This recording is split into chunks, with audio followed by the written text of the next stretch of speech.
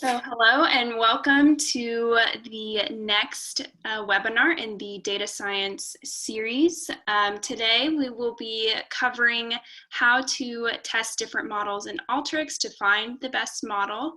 And a few notes before we get started: this session is being recorded and the recording will be made available and emailed to you in the next day or so. We will also be doing a Q&A at the end of the webinar, but feel free to go ahead and submit any questions you may have as we go along. And we will also be doing a few polls as well. So we encourage any feedback you guys have to help our presenters present and tailor to your needs and interests. A few introductions: my name is Rachel Mason and I'm the marketing specialist here at Technion Data Solutions, helping out with this series. Be sure to check out other exciting series topics in our visual analytics webinar series, data science, data strategy, and data pipeline. So with that, I'm going to hand it over to Dave. Thanks, Rachel. Hello, everyone, and thanks for joining today. My name is David Haas, and I run our data science selling efforts.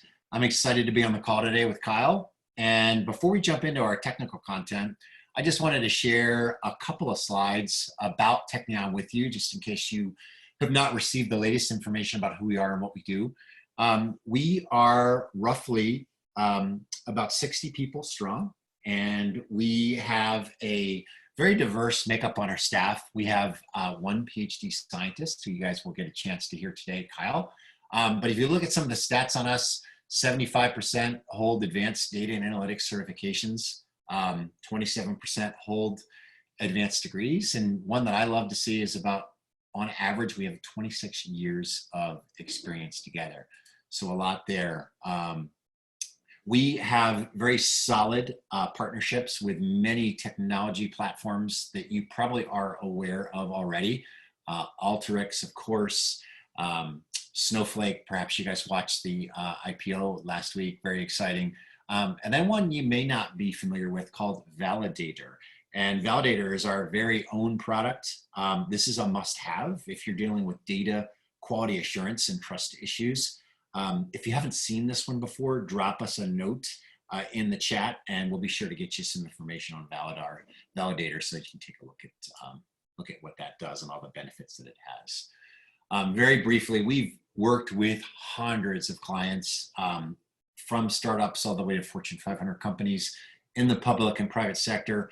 This is really just a small snapshot of who we've worked with, but it's a great list, and as you can see, we work in a lot of different industries. Having looked through the list of folks that are attending today, I see a lot of these industries represented, so we're really excited to have Kyle talk through how this might be applicable to you. And with that, allow me to introduce Kyle Roberts, who will take you through our program today. Kyle, it is all yours. All right, thanks everybody. Well, this is a really hands-on workshop, and so what I'm going to do is just start with opening up Alteryx and kind of talking you through a few things. So I'm going to look at this. This is a kind of a synthetic data set that I created that what I was trying to predict, and this is, again, totally made up data, but just for the purposes of this, it'll probably make a lot of sense. Trying to predict how much someone is going to spend when they come into my store. And so I've got this variable down here that is current spend, and I know some things about all my customers, whether or not they're a rewards member, their combined income, number of credit cards they have, and then how old they are. And so what I want to know is, hey, is there some sort of relationship between these variables and being able to predict how much they're going to spend when they come into the store. And so you might generally think of this as just a simple linear regression type question that, you know, if I were doing this inside of Alteryx, so I would pull in my linear regression tool and, okay, so I go, all right, this is, I'll call this one 4 variables.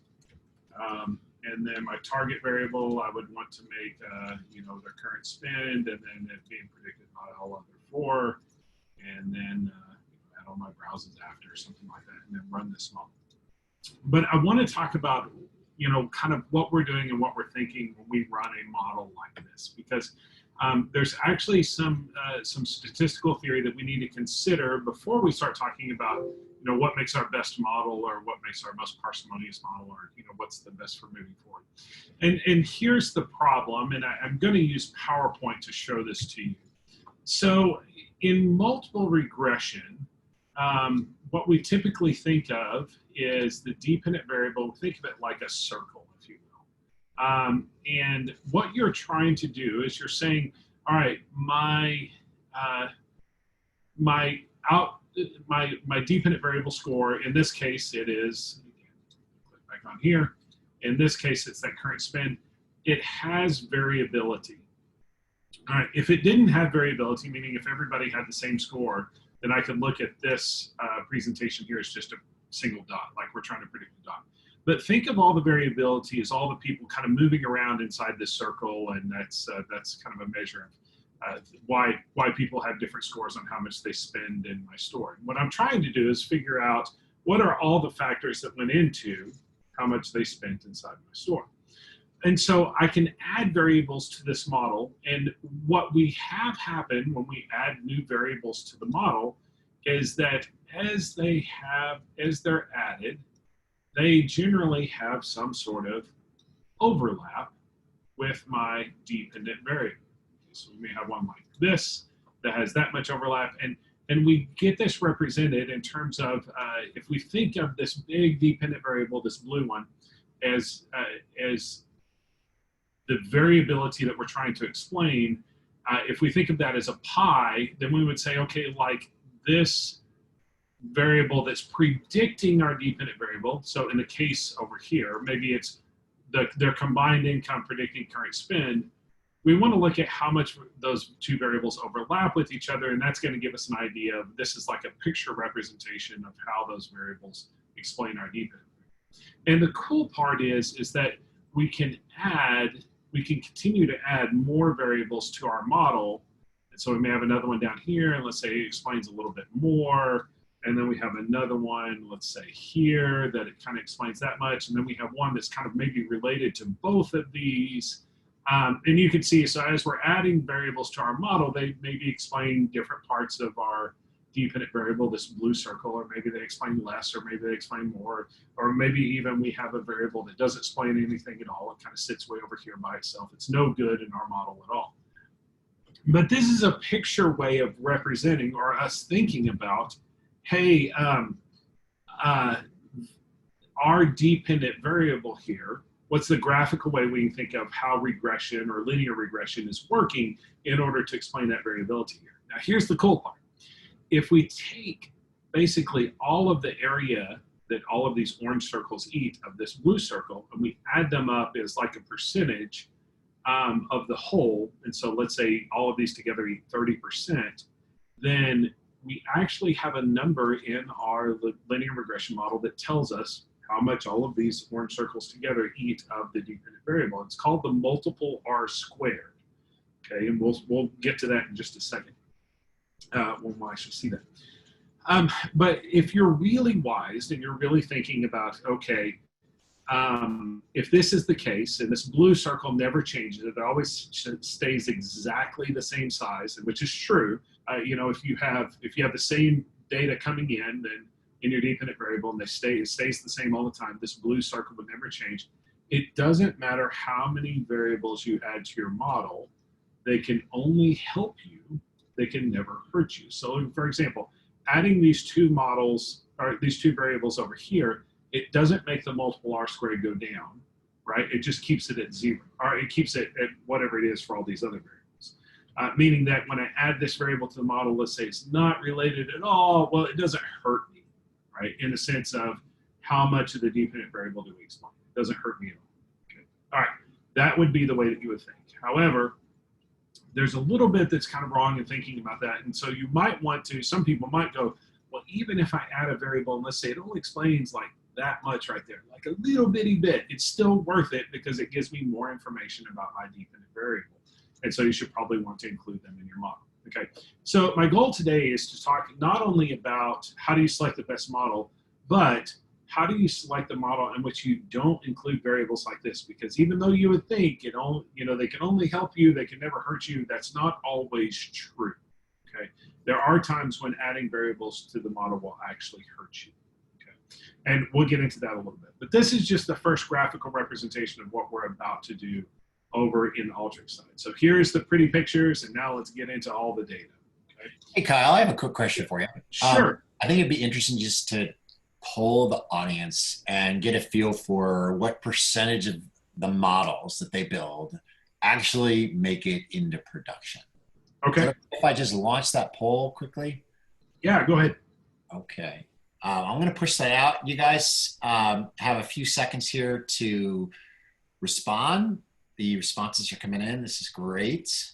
Give you guys a few more seconds. And this is going to be interesting just from the standpoint of learning a little bit about, how much time we put into these and then how many actually get deployed.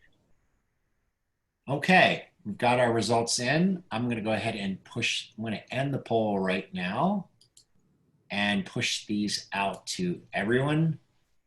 You guys should see the results here. So we've got about, Kyle, we've got about 50% we've got about 25%, 63% of us are saying that 25% of their models are actually making it into production. Yeah. And only 13% said that 50%. That's interesting. Now, rest assured, that's better than most. So I think I was at a conference one time, and the estimate among a bunch of data scientists was, man, it may be closer to 10% for many of us. And so that's hopefully that 25% is actually is true of y'all. So yeah, that's an interesting poll result there. That very much interests me. Okay. All right. Well, we're going to have a few more polls as we go through just to get an idea of where y'all are with developing models. Okay. So again, I've run this model where I'm predicting current spend, and I'm going to use all 4 of my variables here. And for my purpose, I'm only going to care about this bottom one, this bottom anchor coming out of Alteryx right now. So you expand this, and we want to talk through this for a little bit because, again, we're going to talk a little bit of statistical theory. We talked statistical pictures before, but statistical theory now. Okay. So I need to make a couple of disclaimers first. And so the first is this. This is down here in this this part where we have, you have variable, the estimate, and then the impact on that. These are, you need to ignore these. These are not correct. And so that's one thing that Alteryx did that actually is not true.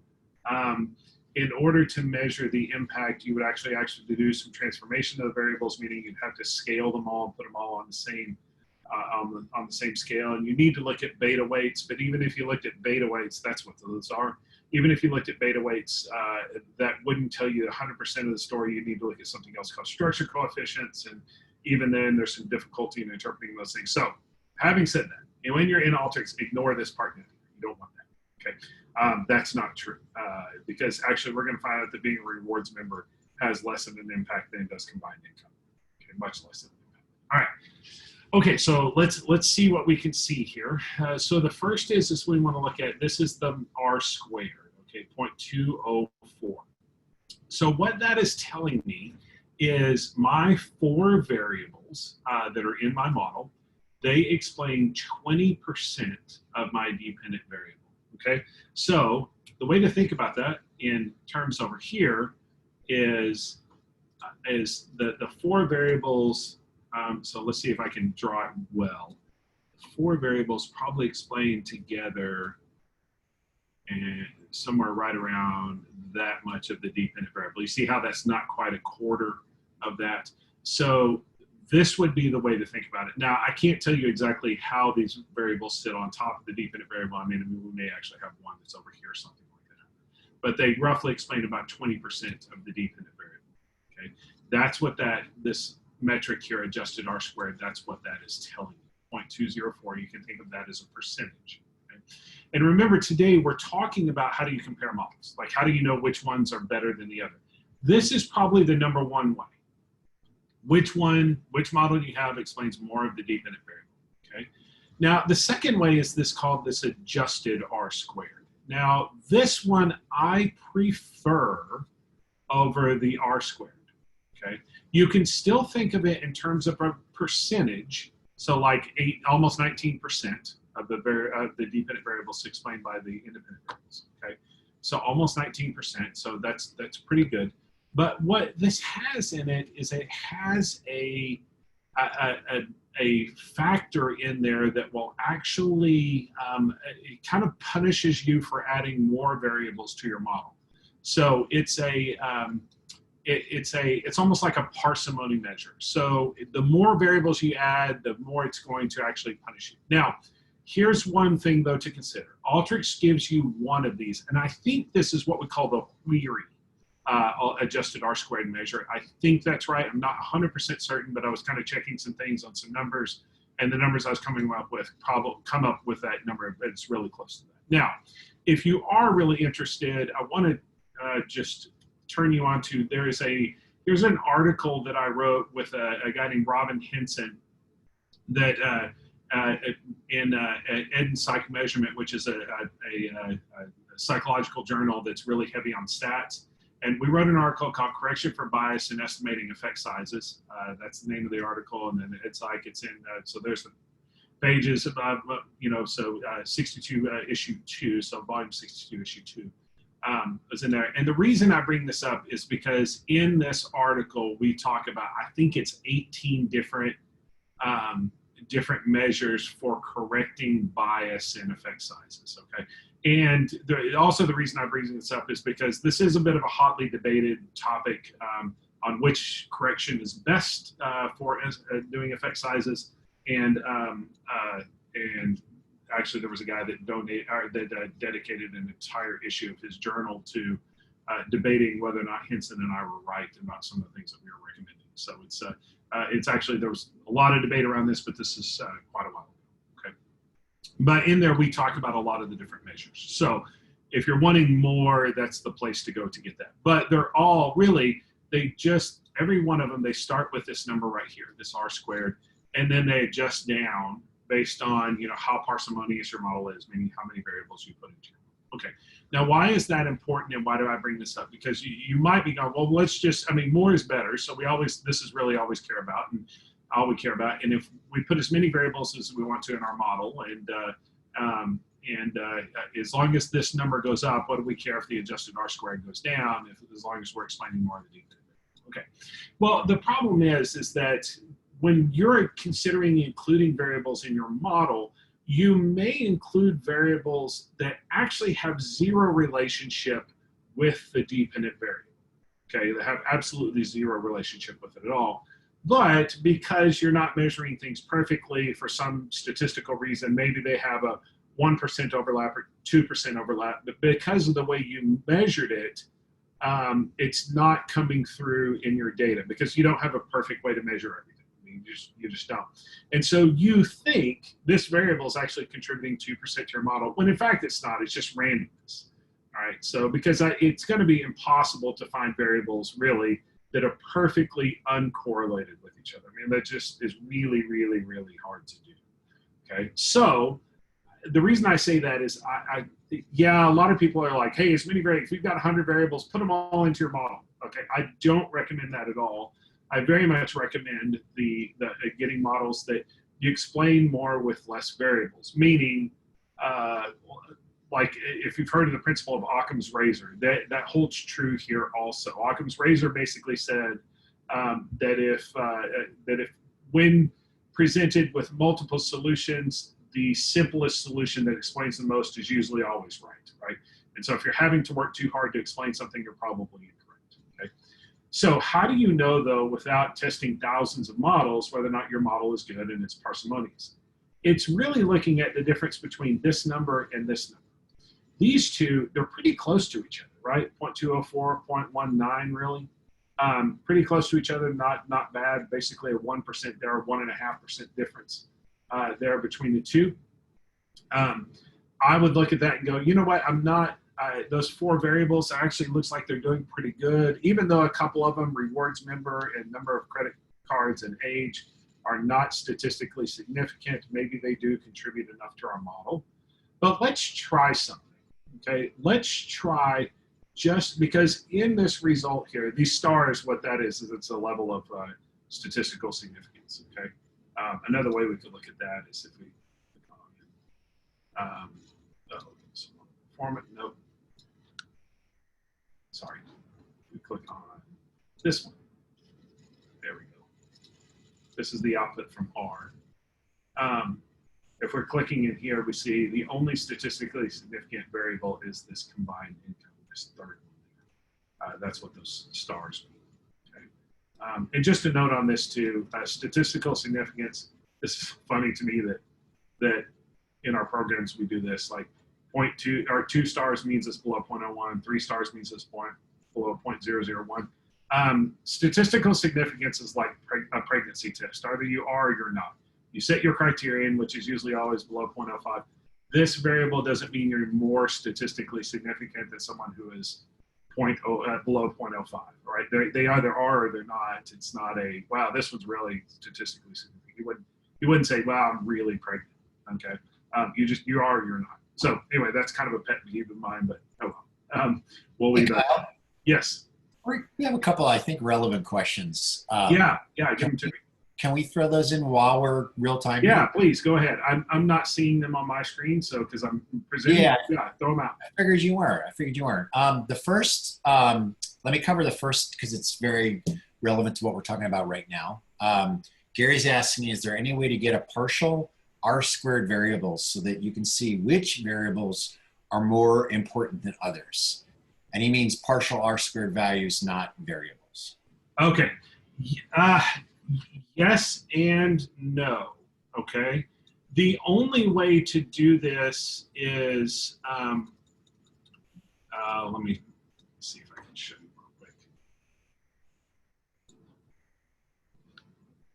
To pull out the partial R-squared for each one, you can't do this inside of Alteryx, but we developed a tool called Y-hat that will allow you to pull out both the structure coefficients and the commonalities. And by pulling those out, and my goodness, I just updated Alteryx. I may not have run this yet on here. I have to load in some R libraries in order to make this. I may have to, it may not run right now because I just did something last night. It's on Alteryx and I forgot to update this. Actually, well, what we can do is, Kyle, if you haven't, we can follow up with Gary on Y-hat, if that would be helpful to you, Gary. We will, Gary. So in essence here, this does tell you, so if you're looking at those 4 variables that we had in our model, and then if we look at these structure coefficients here, that is the breakdown of the contribution of each of the variables to the model. So in other words, that's like saying, if you're in the PowerPoint, of this whole area that's defined by all of the orange circles, so in essence defined by all of them, how much credit is being given to each variable. And so when we look at that, this is the breakdown of that, okay? And so the structure coefficient is in essence how much correlated, or how correlated is that variable with the part of the dependent variable that we explained. So you would have to square these to think of them as a percentage. But they're still going to have a lot of overlap, but as you can see from this, combined income is the variable that's driving the bus. And then the commonalities, what you're looking at here is what is the unique and then the combined contribution of each of those variables. So for example, right here, again, combined income by itself explains 68% of the part that we explain of the dependent variable. Okay, not 68% of the dependent variable, but 68% of this area right in here, which is what we call Y-hat. That's that Y-hat. And so it's really driving the bus. Or another way to think about this is age. That value there, really, really small, even as a percentage. But it means that age is adding nothing to your model by itself. Okay, so that's giving no contribution. Gary, that's a great question. Thanks. Were there other questions, Dave? Yes, Kyle. We have one that's a broader question that I should have asked you a little bit earlier, which is really good, but it goes back really to the building models. And the question is from Michaela. Michaela asks, for those that build models, as someone that is looking to develop my skills, what are the biggest reasons for why models don't move to production? Is it? Oh, that's a great question. Yeah. Um, so for me, it's model trust. Like I may build a model and I'm like, golly, okay, I got one to resolve. I got one that like is okay, but I'm not going to bet $10 million on it, right? So for me, that's more often the problem is that like I go, well, I feel okay about this model, but I don't feel great about it. You know, I wouldn't bet the future of the company on it. I think that's part of it, is that we don't have enough trust in them.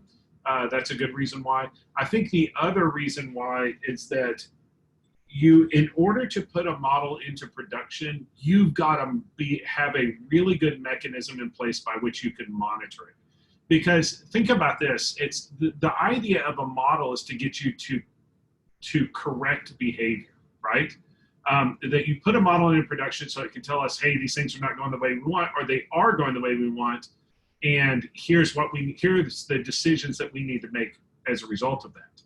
And as you change your decisions, that model is going to change. And if you don't have a way to monitor that, meaning like in Alteryx, you're not using promote, or let's say you're using like another product, like a data robot has one called DevOps that takes Alteryx models and does a really good job of monitoring them.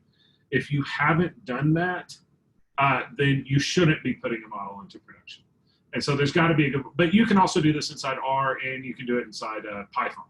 It's just a lot harder to do inside those. So promoting a model is actually a little bit more difficult than building it, but you have to do that if you're going to have any trust in it.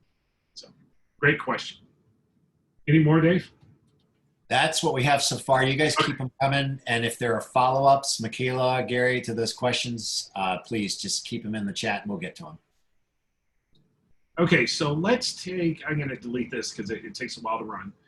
Oh, by the way, that Y-hat regression is available for free. Let me show you where it is real quick.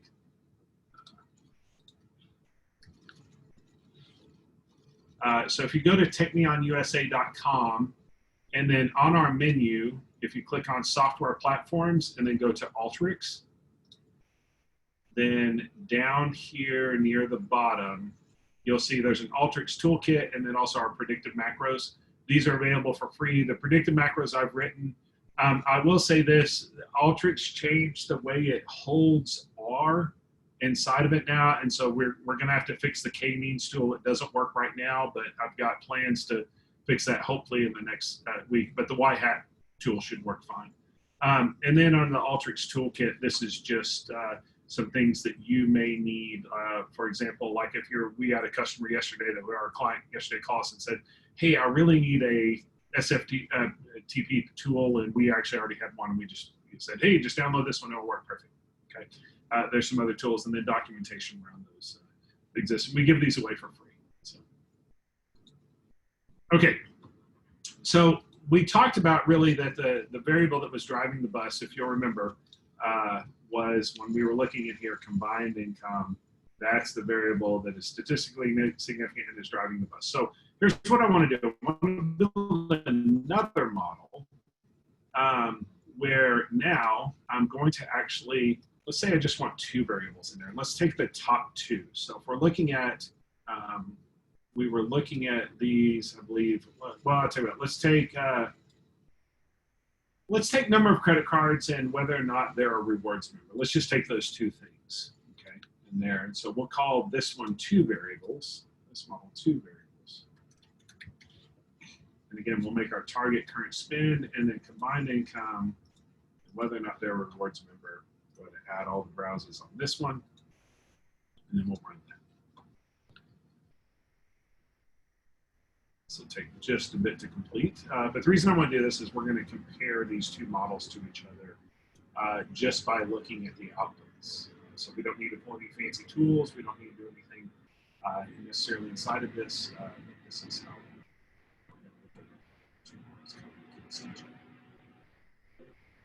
so I want to start with this one with two variables. So I'm going to put them into the bottom node. Kyle, we're having a hard time hearing you. Oh, you are? Okay. Sorry, I may have been mumbling. Is that better, Dave? It is. Okay, sorry, I'll speak louder and a little bit more. Okay, so this is the one that only had two variables, our R squared, 0.199, and then the adjusted R squared. Okay, if you notice that we only dropped, so think of these as percentages, so we didn't even drop 1%, we dropped basically an 0.8% in our drop in, because again, it's more parsimonious. We only have two variables. So the amount of dependent variable we're explaining 0.199. Let's go look at the other one. And in this case, that's with four variables. 0.204. Okay, so think of it this way. By adding two more variables to our model, we're only getting a 0.5% improvement on our model in terms of adjusted R squared. We went from 0.199 to 0.204 by adding two variables. But here's the other one, the kicker. The adjusted R squared for the four variable model is actually lower than the adjusted R squared for the two variable. So we have 0.189 versus the other one was 0.191, okay? So in this case, this is a good case of an example where we're, really it does, man, parsimony is king in this one. Now, it could be that we picked the wrong two variables and now we still like the four variable model, okay? But this is a good way of testing whether or not this model would be preferred over a four variable model. Okay, now I'm sure there are some of you right now that are going, hey, why didn't you just pull in the stepwise tool, okay, and do that? Because this is kind of what stepwise does for us, is it tests a bunch of models against each other and tries to pick the best ones. Okay, here's the problem with stepwise.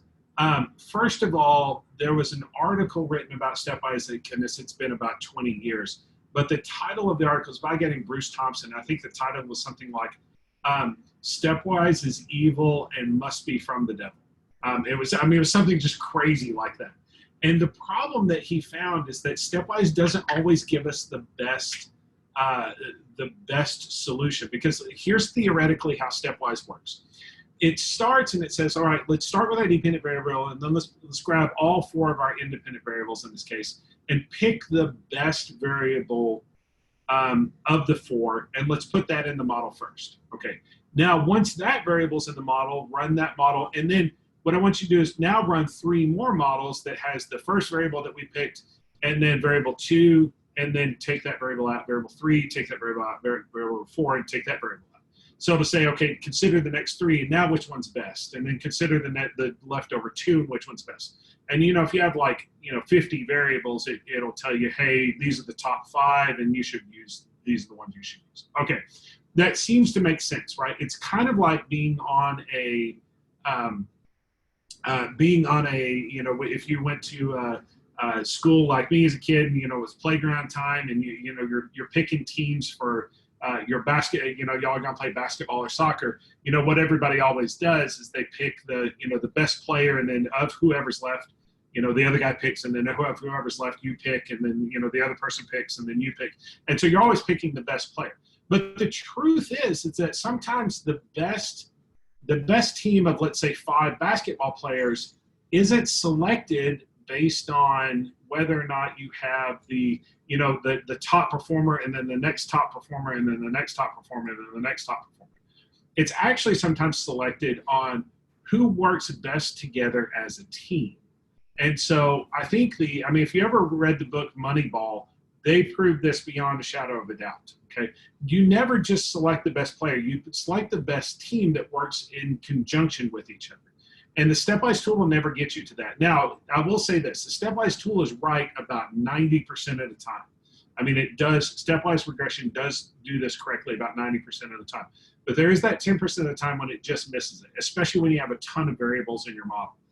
So you say you have 100 variables that you're throwing in, you're trying to find out what are my best 6 or what are my best 8 or something like that. It won't always catch that. And so this tool may be a good starting point, but it's definitely not a good finishing point, right? You need to test other models that you have a good theoretical basis for which you might actually want to consider that. Okay. All right. So I want to show you something else, but I think, Dave, you have maybe another poll question for us. Is that right? Oh, yeah, that would be fantastic. Let me put up one here. All right.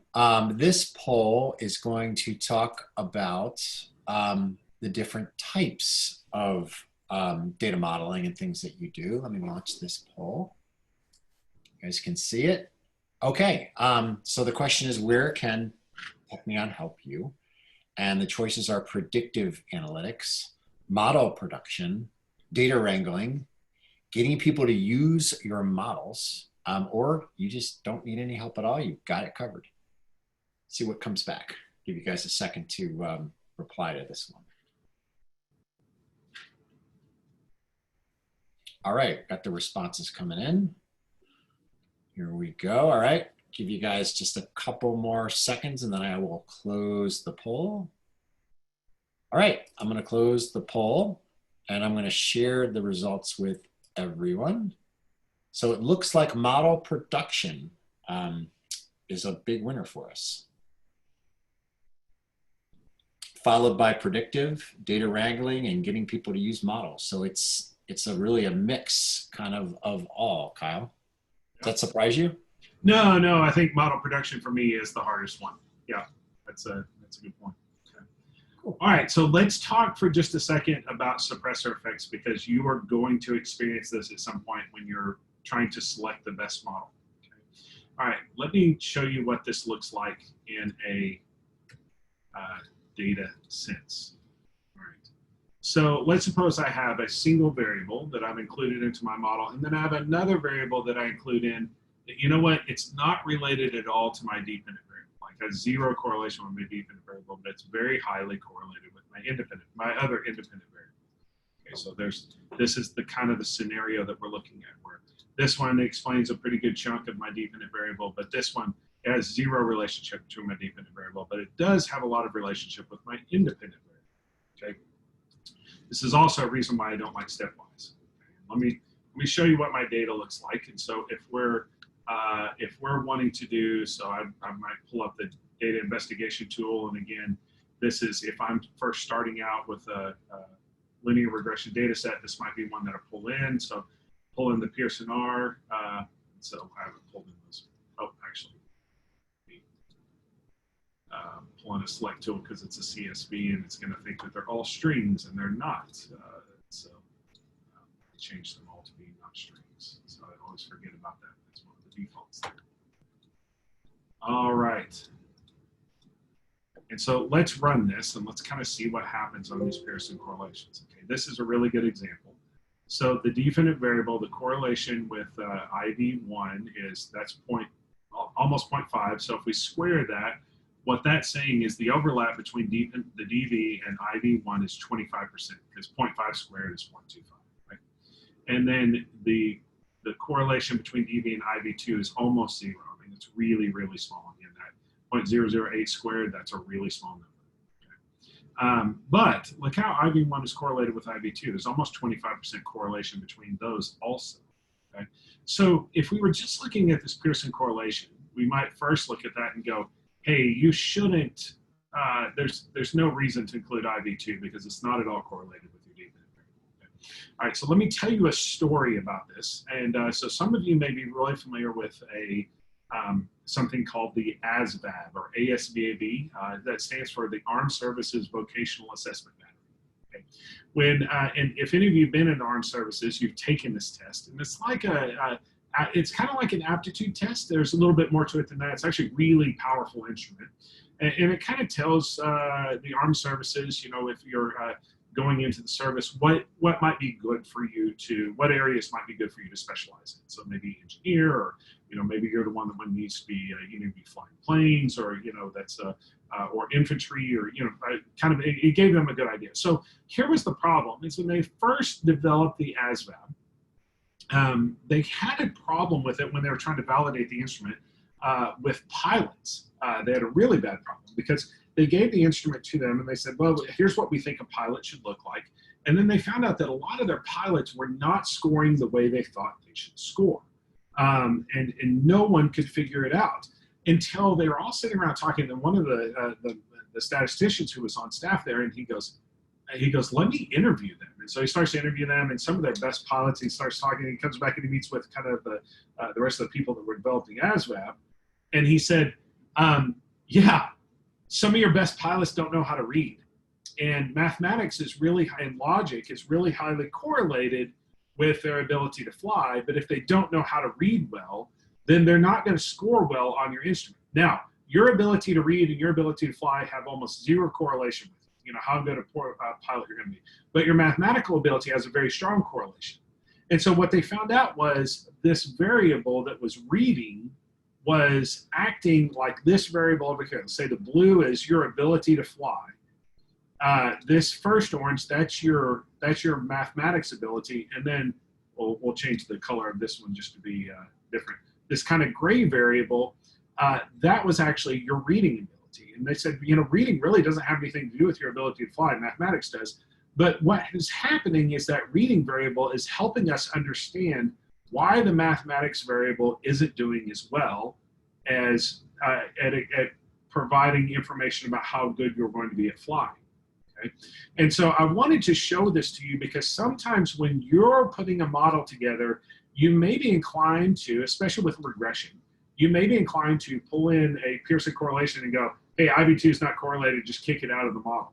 Let me show you what happens when you do this. Okay? So we're going to run two different linear regression models. And in the first one, we're going to have DV modeled by just IV1. Okay, and then we'll add all our browses here. And in the second one, we are going to have DV modeled by IV1 and IV2. But remember, IV2 is not correlated at all with our dependent variable, not at all. Okay? So I'm going to run both of these, and then what we're going to look at when it's done is we're going to look at that multiple R squared, and then also our adjusted R squared, and kind of see what the results look like on this. And the reason I bring this up is because you don't want to start necessarily with investigation tools at the very beginning and see, you know, something like, you know, I do want to look at the Pearson correlation when we're doing regression, but I wouldn't want to necessarily exclude variables just because they had zero correlation or very small correlation. Okay, so here's the first one. We're just predicting by the end. And if you're thinking, you go, hey, I already know what this R squared value is going to be because I saw the correlation. 2.5. Yep.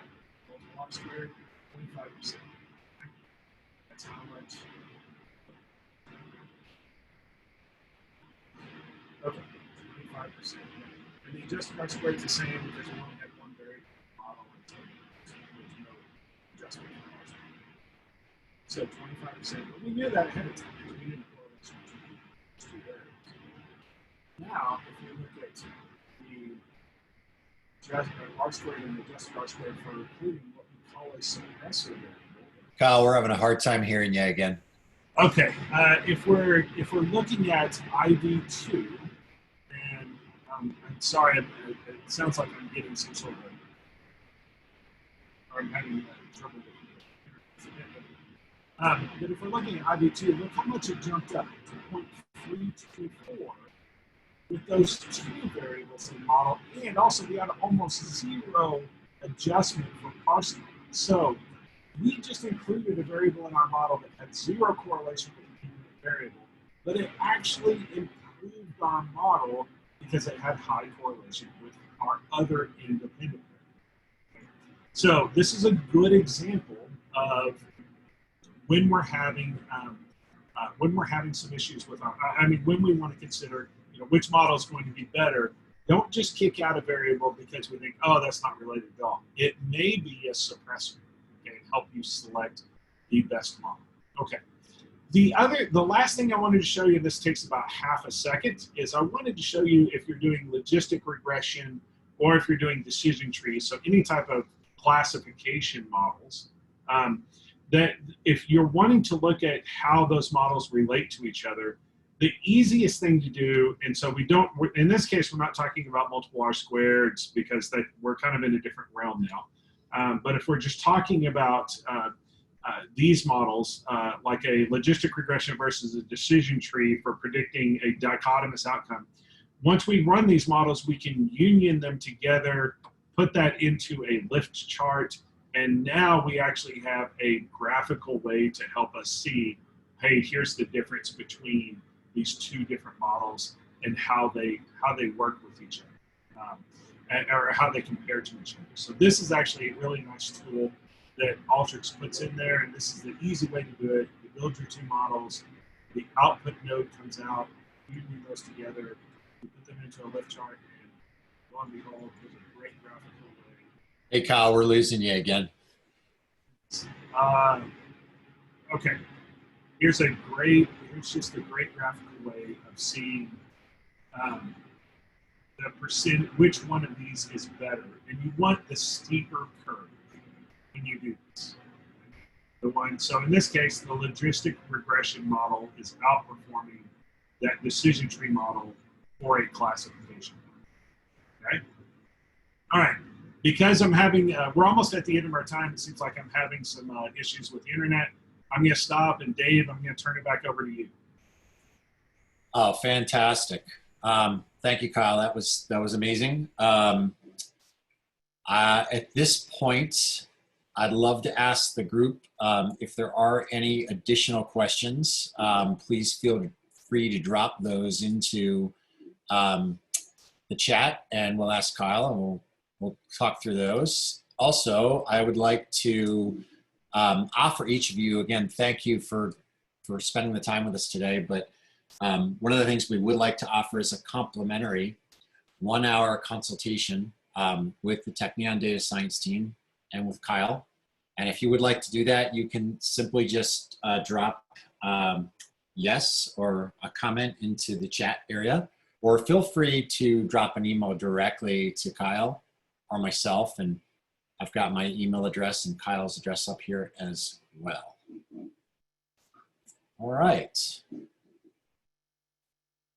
Let me go back here and see if we have any other additional questions. If not, thank you very much, Kyle.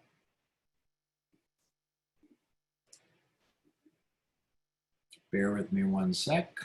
Okay, I think that's everything. Kyle, fantastic. Appreciate the time today. Thanks everyone for attending, and look forward to seeing you at our next webinar.